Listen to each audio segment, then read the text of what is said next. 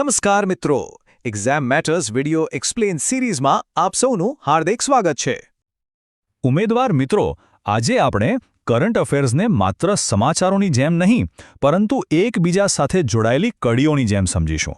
આજનું આપણું વિશ્લેષણ એક ઊંડાણપૂર્વકની સફર છે, જેમાં આપણે જોઈશું કે ભારતના વ્યૂહાત્મક પડકારો અને તકો કેવી રીતે એકબીજા સાથે ગૂંથાયેલા છે. આપણે શરૂઆત કરીશું ગ્રેટ નિકોબાર પ્રોજેક્ટથી, જ્યાં વિકાસ અને પર્યાવરણની ચર્ચા કરીશું. ત્યાંથી આગળ વધીને આપણે આજના યુગના નવા સંસાધનો એટલે કે ડેટા, ઊર્જા અને ખનિજ અને તેમના આંતરસંબંધને સમજીશું. પછી આપણે વૈશ્વિક મંચ પર નજર કરીશું અને અંતમાં પરીક્ષા માટે અગત્યના રાષ્ટ્રીય સમાચારોને આવરી લઈશું. તો ચાલો આ રસપ્રદ વિશ્લેષણની શરૂઆત કરીએ. તો આપણા પ્રથમ અને સૌથી મહત્વપૂર્ણ વિભાગમાં આપનું સ્વાગત છે, વિકાસ અને પર્યાવરણ. અહીં આપણે ગ્રેટ નિકોબાર પ્રોજેક્ટનું વિશ્લેષણ કરવાના છીએ. મિત્રો, આ માત્ર એક પ્રોજેક્ટની વાત નથી. આ એક એવો મુદ્દો છે જે આધુનિક ભારત સામે ઊભેલી સૌથી મોટી દ્વિધા રજૂ કરે છે. આર્થિક પ્રગતિ અને પર્યાવરણીય સંરક્ષણ વચ્ચે સંતુલન કેવી રીતે સાધવું? આ વિષય મુખ્ય પરીક્ષા, ખાસ કરીને GS પેપર 3 માટે અત્યંત મહત્વપૂર્ણ છે. તેથી ચાલો તેને બારીકાઈથી સમજીએ. તો સૌથી મૂળભૂત પ્રશ્ન એ જ છે કે શું વિકાસ અને પર્યાવરણ ખરેખર એકસાથે ચાલી શકે છે? આ પ્રોજેક્ટને હાલમાં નેશનલ ગ્રીન ટ્રિબ્યુનલ એટલે કે NGT સમક્ષ પડકારવામાં આવ્યો છે, જે દર્શાવે છે કે આ મુદ્દો કેટલો ગંભીર છે.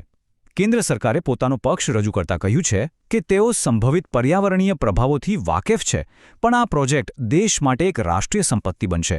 તો એક તરફ રાષ્ટ્રીય હિત છે અને બીજી તરફ પર્યાવરણીય ચિંતાઓ. અહીંથી જે ચર્ચા શરૂ થાય છે, જેને આપણે હવે આગળ વધારીશું.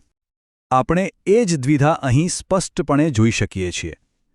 એક તરફ ગરીબી અને અસમાનતાને દૂર કરવા અને લોકોનું જીવનધોરણ સુધારવા માટે વિકાસને પાછળ છોડી શકાય નહીં, એકદમ સાચી વાત છે.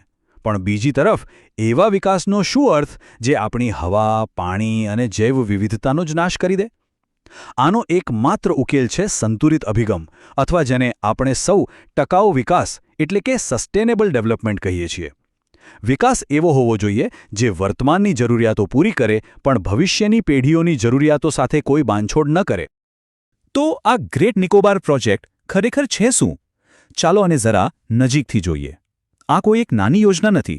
આ એક મેગા ઇન્ફ્રાસ્ટ્રક્ચર પ્રોજેક્ટ છે, જે 2021માં શરૂ થયો. એના મુખ્ય 4 પાયા છે. પહેલું, એક આંતરરાષ્ટ્રીય કન્ટેનર ટ્રાન્સશિપમેન્ટ ટર્મિનલ. બીજું, એક ગ્રીનફિલ્ડ આંતરરાષ્ટ્રીય એરપોર્ટ. ત્રીજું, એક આધુનિક ટાઉનશિપ. અને ચોથું, આ બધાને વીજળી પૂરી પાડવા માટે એક પાવર પ્લાન્ટ. આનો ઉદ્દેશ્ય ગ્રેટ નિકોબારને આર્થિક અને વ્યૂહાત્મક હબ બનાવવાનો છે. હમણાં જ ગ્રીનફિલ્ડ શબ્દનો ઉલ્લેખ થયો. ચાલો તેનો અર્થ સ્પષ્ટ કરી લઈએ, જેથી કોઈ ગૂંચવણ ન રહે. ગ્રીનફિલ્ડ પ્રોજેક્ટ એટલે સમજો કે કોરા કાગળ પર ચિત્ર દોરવું. બધું જ શૂન્યમાંથી એટલે કે બિન વપરાયેલી જમીન પર બનાવવામાં આવે. જ્યારે બ્રાઉનફિલ્ડ પ્રોજેક્ટ એટલે જૂના ચિત્રમાં જ રંગ પૂરીને એને નવું બનાવવું, એટલે કે હાલના કોઈ માળખામાં સુધારા વધારા કરવા. ગ્રેટ નિકોબારનું એરપોર્ટ એક ગ્રીનફિલ્ડ પ્રોજેક્ટ છે, મતલબ કે તે સંપૂર્ણપણે નવું બનશે. તો સવાલ એ થાય કે સરકાર આ પ્રોજેક્ટ પર આટલો ભાર કેમ મૂકી રહી છે? કારણ કે તેના વ્યૂહાત્મક ફાયદા ઘણા છે. સૌથી મોટો ફાયદો છે ટ્રાન્સશિપમેન્ટ ટર્મિનલનો. અત્યારે ભારતના મોટાભાગના મોટા કાર્ગો જહાજોને સિંગાપોર કે કોલંબો જેવા બંદરો પર જવું પડે છે, જેનાથી સમય અને નાણાં બંનેનો વ્યય થાય છે. આ ટર્મિનલ બનવાથી આપણી આ વિદેશી નિર્ભરતા ઘટશે. બીજું, તેની જગ્યા જુઓ. તે વ્યસ્ત મલક્કા સ્ટ્રેટ દરિયાઈ માર્ગની એકદમ નજીક છે, જે વૈશ્વિક સપ્લાય ચેનમાં ભારતનું મહત્વ વધારશે. અહીં બનનારું એરપોર્ટ નાગરિક અને સૈન્ય બંને માટે હશે, જેનાથી પર્યટન અને રાષ્ટ્રીય સુરક્ષા બંને મજબૂત બનશે. આ પ્રોજેક્ટ ભારતની એક્ટ ઈસ્ટ પોલિસી અને અમૃતકાલ વિઝન 2047ને સાકાર કરવામાં પણ મદદ કરશે. પણ મિત્રો, દરેક મોટા પ્રોજેક્ટની એક કિંમત હોય છે, અને અહીં એ કિંમત પર્યાવરણ અને સ્થાનિક સમુદાયો ચૂકવી રહ્યા હોય એવું લાગે છે. આ પ્રોજેક્ટના ગંભીર પર્યાવરણીય અને સામાજિક જોખમો છે. લગભગ 130 ચોરસ કિલોમીટરના ગાઢ પ્રાચીન જંગલ વિસ્તારનો નાશ થશે. આ વિસ્તાર શોમ્પેન જેવી particularly vulnerable tribal group PVTG અને નિકોબારી આદિવાસીઓનું ઘર છે. અરજદારોનો આરોપ છે કે આ પ્રોજેક્ટ આઇલેન્ડ કોસ્ટલ રેગ્યુલેશન ઝોનના નિયમોનું ઉલ્લંઘન કરે છે. અને સૌથી ચિંતાજનક વાત, 20,000થી વધુ કોરલ કોલોનીઓનો નાશ થઈ શકે છે, અને લેધરબેક કાચબા જેવી દુર્લભ પ્રજાતિઓના અસ્તિત્વ પર પણ સંકટ આવશે. આ વિભાગને સમાપ્ત કરવા માટે આ આફ્રિકન કહેવતથી વધુ યોગ્ય કંઈ નથી. તે આપણને યાદ અપાવે છે કે પર્યાવરણ પ્રત્યે આપણી જવાબદારી ભવિષ્યની પેઢીઓ માટે છે. ગ્રેટ નિકોબાર પ્રોજેક્ટ એ જ જવાબદારીની એક મોટી કસોટી છે. ચાલો હવે આપણા બીજા વિભાગ તરફ આગળ વધીએ. જેમ ગ્રેટ નિકોબારમાં જમીન અને જંગલ જેવા ભૌતિક સંસાધનોની વાત છે, તેમ હવે આપણે આજના યુગના નવા સંસાધનોની વાત કરીશું. અહીં આપણે જોઈશું કે કેવી રીતે ડિજિટલ ક્રાંતિ, જેને આપણે આપણી સ્ક્રીન પર અનુભવીએ છીએ, તે વાસ્તવમાં પૃથ્વીના ભૌતિક સંસાધનો, ઊર્જા અને ખનિજો પર ભારે દબાણ લાવી રહી છે. આ ત્રણેયનો આંતરસંબંધ સમજવો ખૂબ જ રસપ્રદ અને પરીક્ષા માટે અગત્યનો છે. જરા આ આંકડા પર ધ્યાન આપો. 5 ગણો વધારો. આ કોઈ નાનો સૂનો આંકડો નથી. એક અંદાજ મુજબ 2030 સુધીમાં ભારતમાં ડેટા સેન્ટર્સની સંખ્યામાં 5 ગણો વધારો થવાની ધારણા છે. આનું કારણ શું?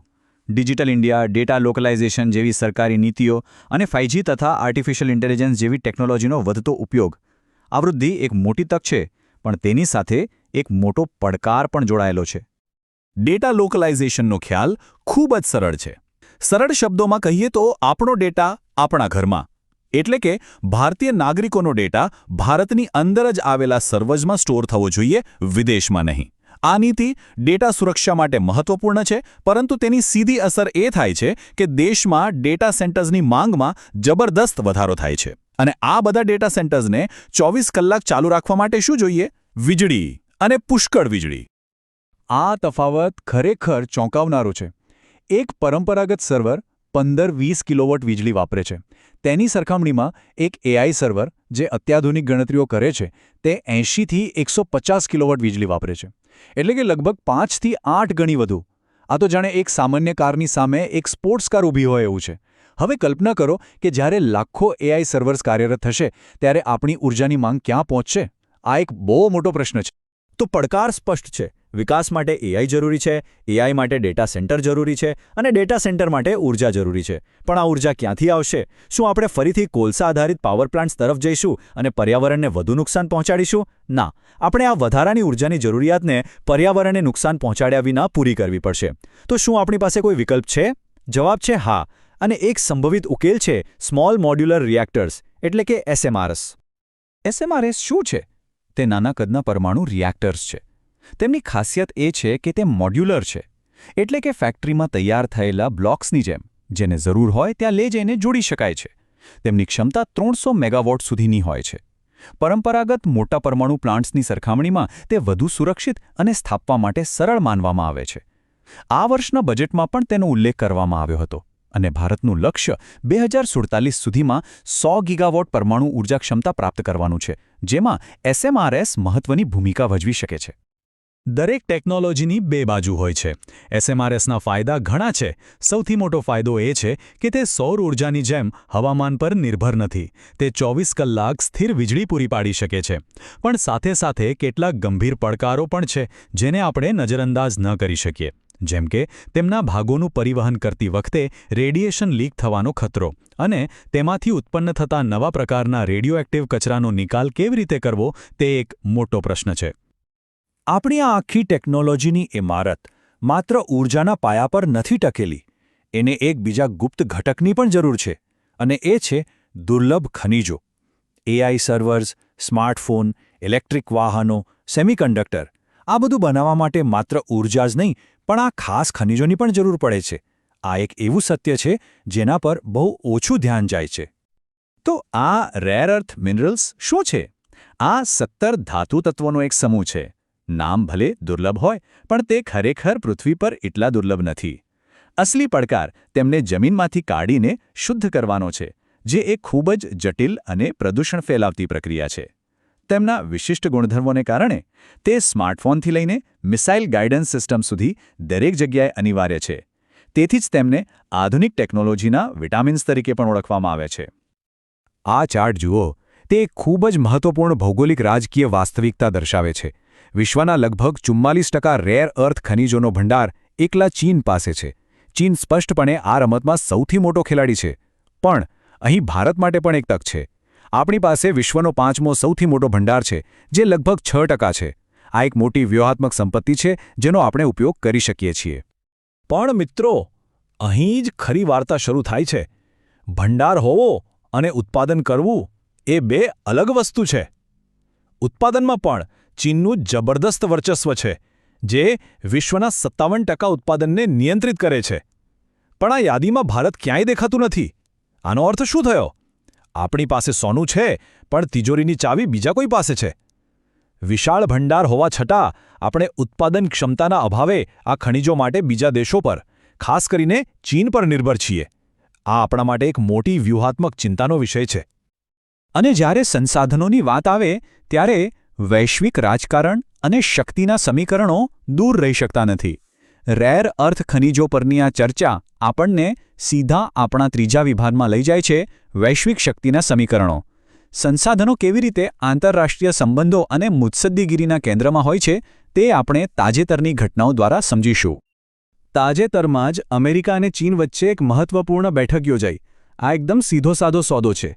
અમેરિકા કહે છે, તમે અમારા માલ પર ટેક્સ ઓછો કરો, અને ચીન કહે છે, બદલામાં અમે તમને ટેકનોલોજીના વિટામિન્સ એટલે કે રેર અર્થ મિનરલ્સનો પુરવઠો આપતા રહીશું. આ ખનિજ મુત્સદ્દીગીરીનું ઉત્તમ ઉદાહરણ છે.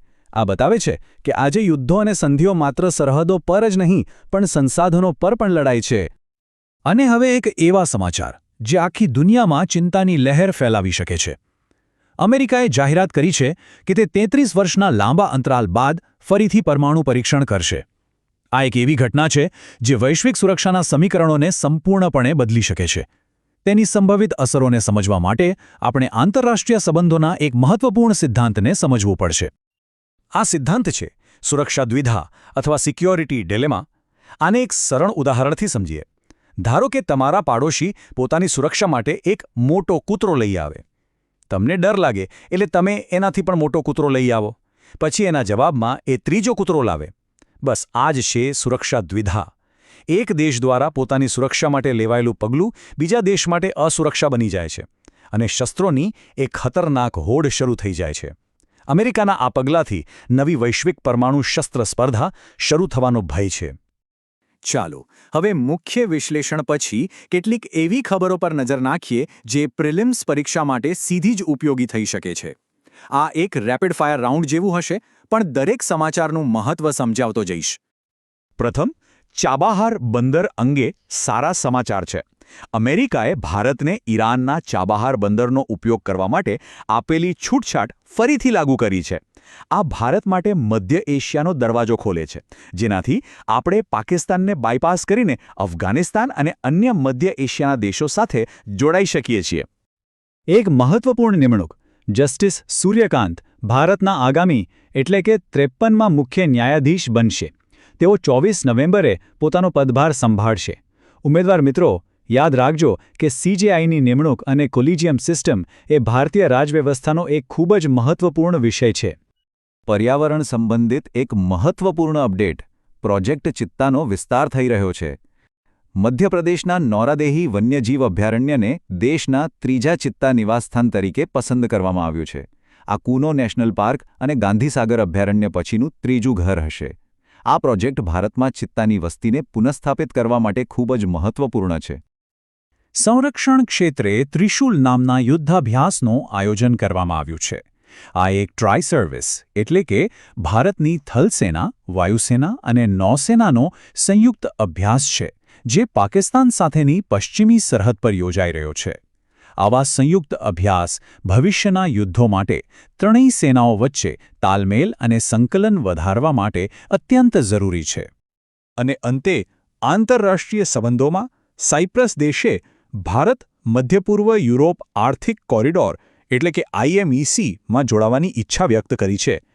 IMECએ ભારતથી શરૂ થઈને મધ્યપૂર્વ દ્વારા યુરોપ સુધી પહોંચતો એક મહત્વાકાંક્ષી કનેક્ટિવિટી પ્રોજેક્ટ છે. સાયપ્રસનું જોડાવું આ પ્રોજેક્ટના સંભવિત વિસ્તરણનો સંકેત આપે છે. આપણે હવે આપણા અંતિમ વિભાગમાં પહોંચી ગયા છીએ. તો મિત્રો, આજના આ લાંબા અને ઊંડાણપૂર્વકના વિશ્લેષણના અંતે ચાલો આપણે મુખ્ય મુદ્દાઓ ફરી એકવાર યાદ કરી લઈએ, અને પછી તમારા માટે એક અભ્યાસ પ્રશ્ન પણ છે. તો આજના વિશ્લેષણમાંથી 5 મુખ્ય મુદ્દાઓ જે તમારી નોટબુકમાં હોવા જોઈએ. પ્રથમ, ગ્રેટ નિકોબાર પ્રોજેક્ટ દ્વારા વિકાસ અને પર્યાવરણ વચ્ચે સંતુલનનો મુદ્દો. બીજું, AIને કારણે વધતી ઊર્જાની માંગ અને તેના ઉકેલ તરીકે SMRSની સંભાવના. ત્રીજું, રેર અર્થ મિનરલ્સનું ભૌગોલિક રાજકીય મહત્વ અને ભારતની સ્થિતિ. ચોથું, સુરક્ષા દ્વિધાનો સિદ્ધાંત અને તેની વૈશ્વિક અસર. અને પાંચમું, પ્રિલિમ્સ માટેના મહત્વપૂર્ણ તથ્યો. આ 5 મુદ્દાઓ આજના વિશ્લેષણનો સાર છે. અને હવે વારો છે તમારા જ્ઞાનને ચકાસવાનો. આ રહ્યો આજનો અભ્યાસ પ્રશ્ન, જે રેર અર્થ એલિમેન્ટ્સ વિશે છે. પ્રશ્નને ધ્યાનથી વાંચો અને આપેલા વિધાનોનું વિશ્લેષણ કરો. ખાસ ધ્યાન રાખજો, પ્રશ્નમાં પૂછવામાં આવ્યું છે કે કયા વિધાનો સાચા નથી.